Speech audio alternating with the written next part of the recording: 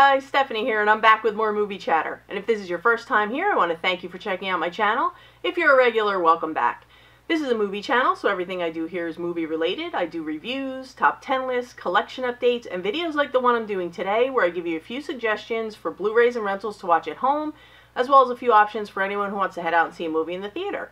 So if this is the type of content you're interested in, this is the point where I tell you to hit that subscribe button and the bell notification so you'll know when I upload my videos. And before I get into my picks for this week, I just want to let you guys know what I have planned, what I have on deck as far as videos for the next week or so. I started out making a top 10 list, which ended up being more like a top 25 list. So I decided to break it up into two separate top 10 lists. So I'm going to have top 10 part 1, top 10 part 2. And you'll see what I mean when I post the video. It's one topic but two lists. And then I have another Criterion review segment coming up. I have one more movie to watch, and then I'm going to get that video together and post that one for you guys. So that's what I have planned for the next week to 10 days. So now that we got that business out of the way, let's get right into my picks of the week. And my first one is from the writer of the Bourne trilogy, and it is called Beirut. This one stars Rosamund Pike and Jon Hamm.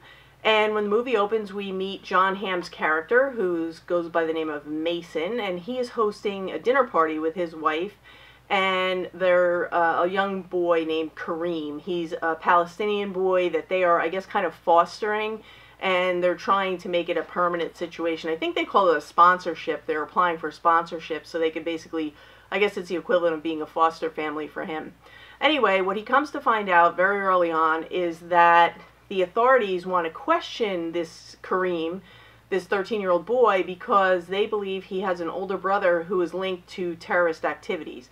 Now, Mason and his wife have no idea that this boy even had an older brother, so Mason immediately starts to question the young boy, trying to find out, what this story is. He goes outside. The boy admits that he does have an older brother. He doesn't know where it is. He doesn't know why the brother shows up, but he said occasionally the brother will show up when he's out and about, and he'll just talk to him, and then he goes away. He's not sure where he goes or what he does. And Mason is obviously upset because the boy has not disclosed this information. He goes outside to talk to the authorities to try and kind of buy time. And now, mind you, he's got a house full of guests for a dinner party. And what I can tell you is from here, kind of all hell breaks loose, and ultimately, Mason makes the decision that it's time to leave Beirut. So he leaves Beirut, and then we fast forward 10 years, and Mason is sitting in a bar where he's approached by a man who hands him an envelope with a plane ticket and $6,500 in it. And he tells him that he has been invited to speak at a university back in Beirut. And Mason says to him, I wouldn't go back to Beirut for all the money in the world. And the guy tells him, he's like, you don't seem to understand. This is not a request. I'm telling you what you're doing. And if you don't do it, this conversation never happened. And he gets up and leaves. So, lo and behold, there we have Mason back in now war-torn Beirut. So he is absolutely shocked and saddened by what he sees when he is on the ground in Beirut, because this is not the Beirut that he left. And he sees what a war-ravaged country this is, and what a bad situation it is. And he just can't believe what he's walked into. And he quickly finds out that not only is he there to give this speech at a university, but they also want him to help negotiate the release of a hostage that has been taken. He doesn't know who the hostage is. He doesn't know why they called him. And the rest of the movie is us finding out all that information. What I can tell you about this movie is that I liked this movie a whole lot more than I ever expected to. I had very, very limited expectations for this movie. I really enjoyed it. I thought the cinematography was so on point. You would have really thought this was taking place in Beirut. I believe they shot it in Morocco, but you would swear it was war-torn Beirut. I mean, it was so authentic, and there's great action sequences, the performances all around. Jon Hamm is always great. Rosamund Pike was awesome. All the supporting cast, they were all great.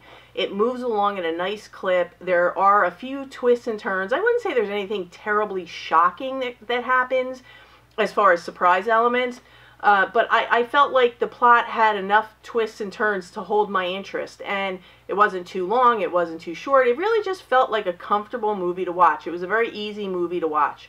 So I would definitely say to give this one a look, and It really is a good one, and like I said, it exceeded my expectations. But as far as buying or renting, I don't think this is necessarily one that you have to buy, because I don't know about the rewatchability. Although I enjoyed it, I don't see myself putting it in, popping it in anytime soon, unless I had a guest come over who requested to watch it. But for entertainment value, it's a great popcorn movie. So I would say go ahead, Redbox it, stream it, either way, buy it, rent it, whatever.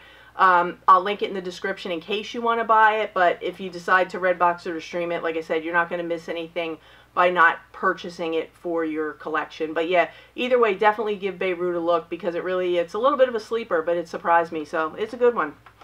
And now I have something really different than what I would normally suggest, because a few people have asked me to kind of dip into the horror genre. And the reason I haven't is because I kind of consider myself to be a horror nerd. I love horror, don't get me wrong, obviously, but I like things like Halloween and Jaws, and I have some good old slasher movies that I love, but I don't know that I'm the person to necessarily recommend horror. But this one is kind of more, it's under horror, but it's more of a psychological thriller, and it's from 1980. It stars George C. Scott, and it is The Changeling. Now, this was just redone by Severin Films. I'm looking at it, but you can grab it on Amazon. I'll put it in the description box below, because I think this one is well worth the pickup. They did a fantastic job. They didn't say what the restoration is, but whatever they did to it, the picture looks amazing. You would not think it was done in 1980. It looks good. It sounds great. The collection, I'll show you the collector's edition after I talk about the film, but it is well worth owning for your collection, especially if you're a horror / psychological thriller fan. You're gonna really enjoy this one. So early on in the movie, we meet our main guy, played by George C. Scott. He loses his wife and daughter to an accident within like the first, I'm going to say, 2 minutes of the film. So he's a man who's obviously grief-stricken. He decides to pack up his things and move to Seattle. And when he gets to Seattle, he decides he wants to rent a home. Meets with a realtor, and they pull up to this, obviously, it's a haunted, it screams haunted house. It's an old Victorian house. It's been vacant for 12 years, but the Historical Society has a staff of people that take care of the house, and they're willing to stay on and help him get the house up to speed. But immediately when you go into the house, it's just like the creep factor is off the chart. So I love that. I thought it was great. The atmosphere is perfect. And he lives in he takes the rental, and the more time he spends in the house, the more he starts to notice that weird things are happening. Like in the morning, there will be this weird clanking sound that the groundskeeper tells him is old pipes. But it happens at the same time every morning and for the same duration. So he's a little creeped out by that. And like, there's bouncing balls that happen. There's water that runs on its own, and all kinds of things happen. And he is actually, his character is actually a pianist. He's a composer. So he's getting back to getting into playing the piano. There's a piano there, and he's playing a melody.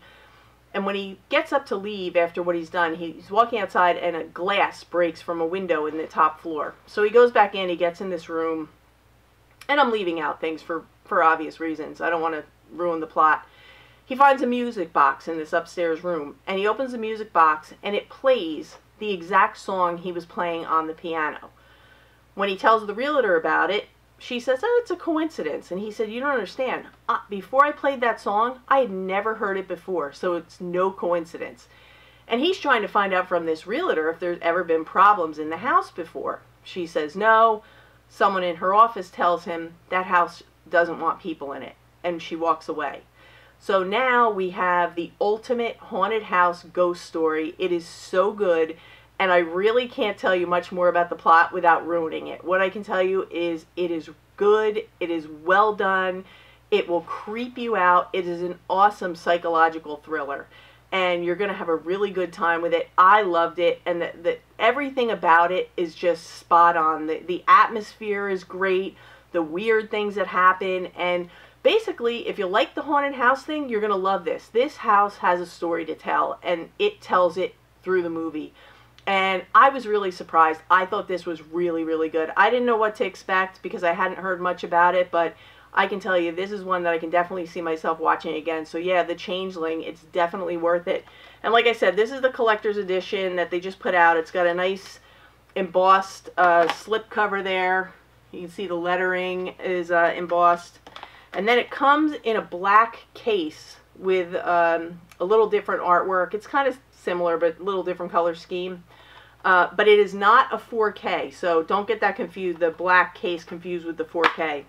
And it comes with the main Blu-ray disc and then an extras disc, which includes a soundtrack of the movie. So that should be really good. I haven't looked at the special features yet, but like I said, I would definitely say this collector's edition and this special edition is definitely worth the pickup. So like I said, I'll put it in the description box below, and you can definitely check that one out.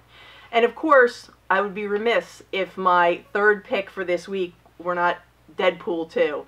And what can I say about Deadpool 2? It's a great time. It's Deadpool. I think I liked the first one a little bit better, but I really think that that was because it was new and it was something different, and we didn't really know what to expect. I mean, it was Deadpool for the first time out on his own doing his thing, and Ryan Reynolds hits it out of the park every time, and it's no different with Deadpool 2. And of course, you have Josh Brolin in there.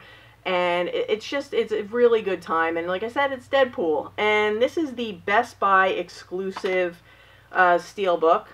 So there's your front cover. Here's your back cover. This is how it looks opened up.